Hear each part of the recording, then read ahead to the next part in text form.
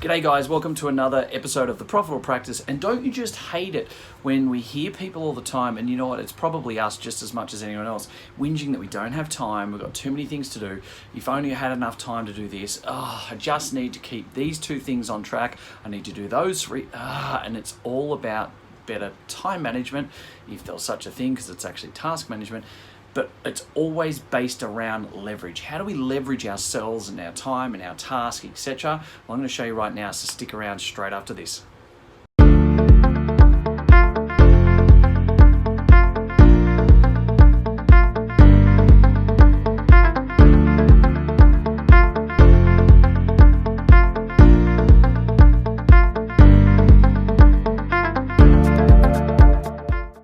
G'day, hope you're all having a fantastic day. And isn't it really pertinent that you're probably sitting here listening to this right now thinking, this is exactly where I'm at right now. I've got a lot of great things on the go. I've got way too many opportunities. Hopefully they're all really good opportunities that you can chase down. And you're trying to pick between them and you just wish you had another 2 or 3 hours each day. You just wish that you somehow had a little mini-me version, just like in Austin Powers, of yourself, maybe not quite like that, but another duplicate version of yourself to be able to replicate what you're doing. Well, ideally at the end of the day, it's not about having more time, because most of the time we're probably going to just fluff around. It's about better task management. But the challenge that we have is that doing tasks still takes time. So we have to start to understand how we can better leverage our time and our tasks to get more done with less involvement directly from ourselves. And so ultimately when we look at this, it all comes down to leverage. And in the health industry, we're all pretty bad at it. And there's a lot of improvement that most business owners need to do. The following generalization is probably how most people have found themselves in the health industry. They want to change lives, they've studied, they've got through uni, they've had some good people around them to learn from, got some mentors, and then they found themselves contracting to someone else, or they've been a sole trader. And before they know it, they're running a business, and they're now meant to be an expert in what to do, what to say, and they find themselves going, what the heck am I doing now? And then you get really busy because you're good at what you do. And before you know it, you're left running 60-hour work weeks, you're trying to bring on new team members, and you find yourself in this big lull where you just want to be able to replicate yourself and find the right person. I've got too much to do, and then before you know it, you get to the end of the day and you're writing notes or reports, or you're trying to do new templates on weekends and stuff like that. Guys, I get it, right? I get it, because a dozen or so years ago, that's where I was, pulling 80-hour weeks. I had a young person stroke, I nearly died. I was trying to do templates and invoicing on Sundays. There was a crazy amount of work happening, and hey, I got to tell you, I was earning well in excess of 6 figures, and I was a heck of a lot closer to 2 lots of 6 figures than 1 lot, right? And so that's good, and you think this is fantastic, first year out of uni, and boom. But guys, it's not really like that. It's not all beer and Skittles, rainbows and unicorns forever. And we can't do that. So we need to stop and look at the universal law of leverage. And you might be in a situation right now where you're going, hey, I need more leverage. I've got 3 or 4 team members and I'm finding myself, I'm too busy. I've got too much of this. So when you find yourself saying, I've got too much of this, too much of that, too much, too, you've got to stop and say, I need to leverage more out. I need to get better at doing less. Which is not saying you're going to be lazy, and it's not saying that the best way to move forward is to sit back, fold your arms and go, I'll let someone else do the dirty work. That's not what I'm saying. What I am saying is that all of us should always be better at leveraging. And here's the thing, there's only 3 ways to leverage. We leverage through people, we leverage through systems, and we leverage through technology. So if we just explore this a little bit closer, in fact, before I explore each of those, the idea of making yourself redundant is factually the best way for you to do this. We're not making ourselves redundant because we've got nothing to do, like there's no business and we're bankrupt. But we want to make ourselves redundant in the way in which we operate, so we can lead more. There's been very big misconceptions in the health industry in the last sort of 5 to 8 years of, you need to be a better leader and you need to find your why, and I wake up in the morning with my why and my vision and kumbaya and rah, rah, rah. The fact of the matter is everyone's jumped on the leadership bandwagon, but so many people have forgot that management needs to be firm and fair, and as a net result, we're all fluffy and away we go from there. But here's the thing. Most people are unable to lead because you don't have a team that's able to be led. And secondly, you're not able to lead as best you can because you're not able to actually leverage yourself properly. And leadership is not just about have team days, have meetings, create a good culture. There's a hell of a lot more to leadership than that. So here's the thing. If you want to be a true leader, you need to know how to better leverage yourself all the time. You need to understand where your best return on investment is for the time that you spend, or as I like to say, the time you invest into your business, okay? Your best return on investment is known as your genius mode. So where is your genius mode? For some people, they might say, I love getting my hands dirty. I can't be just a business owner that doesn't see clients, and that's okay. For a lot of people, we want to try and take them off the tools a lot more so that you do actually have time to invest more time into relationship management, into more HR and leadership roles, into actually doing the marketing that it might involve some sporting teams or corporate contracts where they do need your face or they do need your time to be involved.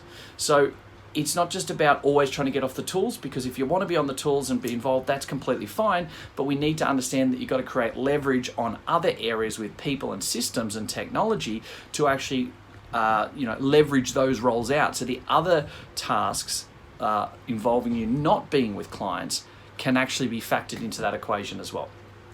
So here's the thing. It's about finding your genius mode and knowing what it is that you love and where the biggest return on investment is for you in your business right now. If that's with patients because you're an absolute rock star practitioner and no one's better than you at working with shoulders or knees or diabetes or whatever it is, then great. Do that and do what you love, but know that you need to build the rest out and have other people and systems in place to do the other roles that you're not. Okay? If it's more of a marketing role or it's more of a leadership role because you've got a team of 10 or 15, fantastic, great. Let's work on that and step you back from practitioners, from the practitioner role, working with clients, okay? And then we start looking at 3 universal laws of leverage. 1 is people, 2 is systems, and 3 is technology. Now, I'm not going to go into massive depth on each one today because I just want to introduce you to this because most people might even be sitting here now going, well, that's pretty obvious, Jace. But here's the thing. Are you really doing a great job at this? Because if you are, you should be redundant. All of this should be working without you and with very minimal involvement, which very few people in the health industry can actually say about their business. So let's take this avenue to be able to turn around and go, right, I might be doing a really good job, but how do I do a great job? Or, hey, I'm good at these 2, but I'm really crappy at this other one. Fantastic. Let's take the learnings and put those in place right now to improve on that straight away. So let me just have a bit of a quick dive into these. First of all, when we talk about team, all right, with people, we want to be able to talk about leveraging the right people. We want to be able to make sure that we have the right leverage regarding admin and operations. If you're doing a practitioner and you've only got 2 other people in your team, you probably find that you're probably doing some of the payments. You're doing some of the phone calls and things like that. They're the type of scenarios that you need to leverage that away from because they're the time killers that you need to be able to step back from. There's a lot of people out there when they're starting and they're growing want to do their own books. They want to lodge their own BAS and things like that. Guys, that's crazy. You're not accountants, you're not bookkeepers, you're allied health professionals. You don't find yourself talking to your bookkeeper or your accountant and they're going, oh yes, well I was just doing some thoracic mobilization with a client of mine the other day. They know where their genius mode is, and you should too. So guys, go and get the right people around you. Go and get the right team that are rock stars at doing those roles so you can be a rock star at the role that you need to be. Again, you want to be the best that you can possibly be in your role, in that genius area, not trying to, I'll just do this, I'll just do that. And at the end of the day, the vast majority of people only do that because they're thinking about the immediate money. They go, oh, I can't afford that today. Well, how can you afford not to? And that whole mindset is exactly what guys like Robert Kiyosaki have told us, in Rich Dad, Poor Dad, for instance, for many years. Rather than saying, I can't afford that, that's a poor mentality. It's a poverty mentality that Robert Kiyosaki teaches, right? We've got to be able to turn that around. Someone that has an abundance mindset, an open mindset for growth, and that ultimately will succeed, will turn around and not say, I can't afford that, but will flip that mentality around into, What do I need to do, and how do I make this so that I can afford to do that? And there's a lot of different ways to put that into place. The second one for leverage is systems. And the thing with systems, it's not just, write down, how to book an appointment type of thing. It's everything about the business. It's all about the marketing. It's all about who's doing, who's taking the bins out, what day, what time, etc. We've got to get those systems in place. If you need more help with it, let me know. I've got an easy way. I've actually got a system of how to write systems. It sounds silly, but it's dead set foolproof and amazing. We want to make sure that we have it all systemized in place so that, again, we can make ourselves redundant. It's not actually fantastic to think that, without me, the business wouldn't run. No one else knows how to do that, etc. That it doesn't, a self-serving type of mentality is a growth limiting factor that so many people in the health industry have. It's that ceiling of, if I don't turn up, nothing gets done. Guys, seriously, you've got to get away from that. Pull your head out of your backside and realize that there are people that are going to do it better, faster, more efficient, effective than you. Let them do it, empower them, and put the right system in place so that they're the ones that are doing those roles. Because if you get hit by a bus, I don't want you to feel like the whole world's crashing down.